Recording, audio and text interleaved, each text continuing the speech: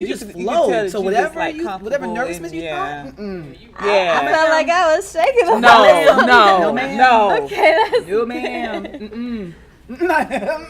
You know, if we do it after one, something I would, and I would like to know what you would like to also highlight. But something I would like to highlight that's important to me around birth is Are we still rolling, Dan?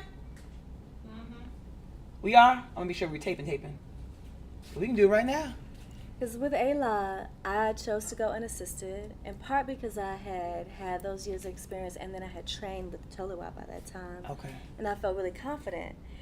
And I chose specifically to have like some sister friends come, because you still need help with like blowing up the birth pool and doing physical things that you don't need to do while you're in labor.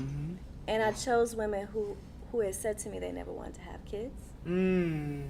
Specifically to be my primaries, and it was something. I think my child who I was carrying, Ayla, she's super independent, and I feel like she inspired a lot of it, but it was a desire to highlight through experience that we're all, to be a woman is to be a doula. Oh, great. Yeah. Excellent. To be I a agree. doula is to be a woman. I totally agree on that. Yeah, because so I had a friend who was a doula at my last birth. Okay. And I turned around 6 months later and was her doula. See? But I ended up helping deliver because her midwife was stuck in traffic. No, she had a gas main. They had a gas main break where she was. Okay, so she worked at a hospital too, right? And so she was stuck in the garage. So she totally did not show up. So the friend was, doing home births because she's been a doula. And so, and I wasn't a doula, but I knew that the importance of showing up for my sister. Exactly. So she called me and said, hey, the time is now. So, Ben was still 6 months. I wasn't really pumping a lot. So of course, I packed up my little kit of essential oils, whatever I thought that I would need, maybe she would need, right? Ben was on my back.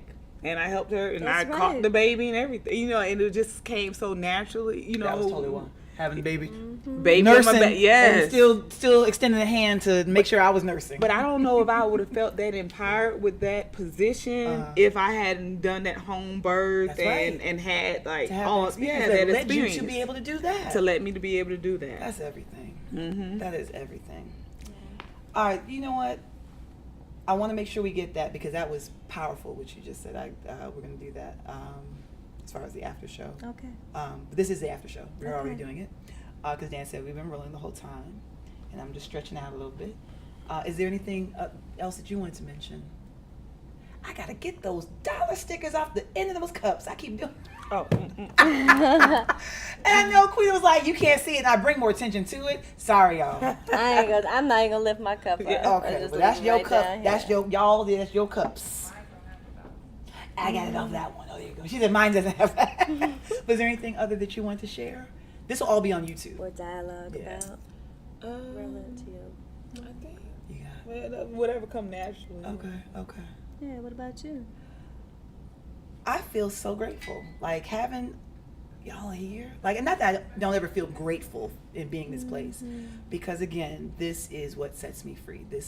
But being able to have, particularly the two of you, because I've mentioned, again, I'm so glad that did not happen. Well, it's still happening as we're recording. This is my alarm when Sophia is about 5 minutes from getting off the bus.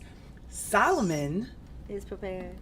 Let me just say the blessing of this. So typically when I do this, we have to have her in Campus Kids, which is the after school program at their school. The last couple of days of school, Solomon's getting out at 1. He got out at 1 o'clock. So he's home already. But I send him a little text. Yeah, send a little text. So we didn't have to worry about that. I'm telling you someone, when you're ready to let that oldest we started, but you know what, Red Hawk, we'll talk later. Yeah, we'll talk later. He has some other learning curves in regards to understanding his power. Yes. How old is your oldest? 15. But he's been responsible for a long time. Yeah. He's a good He's the man. brother. He's like a man. And he's an little empath. man. And he's just, the fact that my son, very mature, in the morning, before he goes to school, comes and gives me a kiss goodbye. And at night, before he goes to bed, comes and gives me kisses before he goes to sleep, is everything.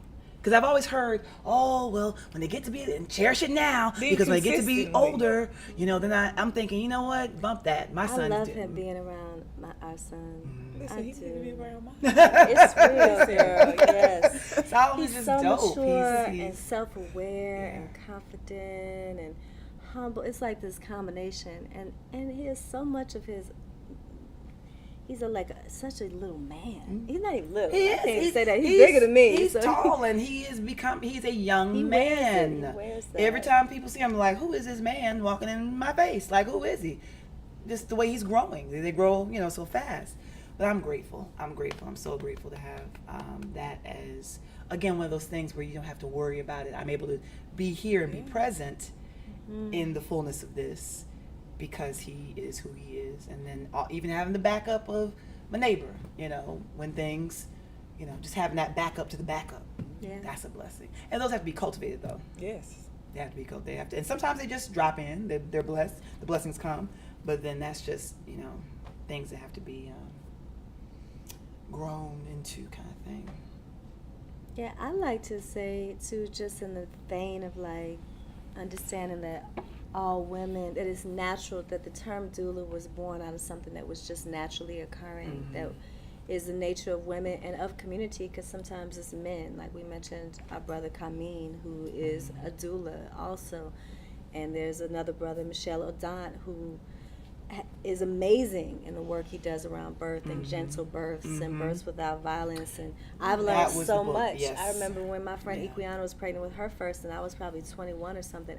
I happened to get that book from the library, and that was part of my foundation. It was really showing up for my sister friends and going to the library and learning what I could, and you know, and I think across the board,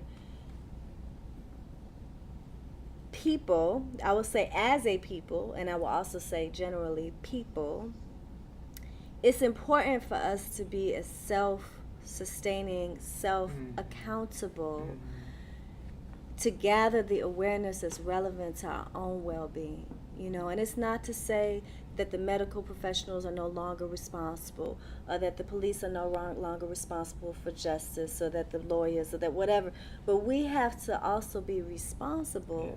You know, and in that there's self-education, and it doesn't have to be your profession for you to invest, for us to invest. Or you have the certification. A lot of people think they don't have the power because they don't have the degree, or they don't have the certification. And I'm learning that it's the experience and the wisdom that you were divinely, and that, there you go, the dedication. And just gain knowledge, you know, and these are primary things. We're going to have babies, you know, we're going to need to eat. We're gonna need to take care of our education. You know, I'm not trying to, you know, go too far with it, but just take it as a gentle pill. You know, just it's important to learn things that are relevant to our lives, so that we are able to take care of our own needs, because we are aware that we're in an environment that doesn't always care for us, and maybe, you know, it never has. So I think that we've got to make sure we're taking care of ourselves and one another, and in order to do that, we have to gain knowledge. You know, so I just want to put that and share the knowledge too. And share the knowledge. It doesn't have to be your profession or your calling. Like, it's just part of being a human being, and therefore a part of a community. You know. That's it. So that's what wraps it up. Being a human being. Yes, ma'am. Loving on each other, sharing information, and building nations. All right. Thanks. I'm not like that. That's funny. Like that. That's all, folks. I guess that is all. And there's Solomon. So that's what ends this episode. I like it's my that son, Paulie. ringtone. Thank you for joining the after show of Dish with the Doulas. And now we can cut it. I like your bracelet. That's beautiful.